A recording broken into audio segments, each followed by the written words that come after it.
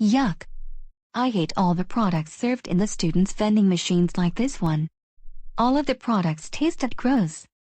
I wish I could get real soda from the vending machines like what the teachers get. Wait a minute. Idea.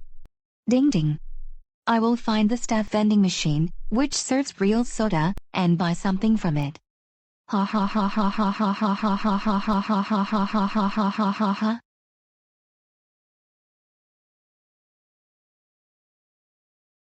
Awesome.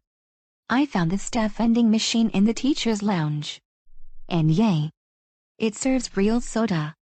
Let's buy something.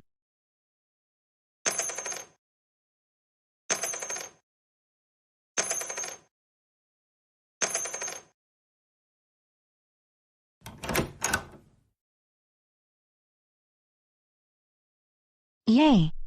I just bought real soda. Oh heck no. I'm busted. It's Principal Dave. Jackie, I saw footage from the security camera that you used the staff vending machine. Did you? Well, you will be really mad. But, yes, I did. Oh my God. Jackie, how dare you use the staff vending machine? That's it.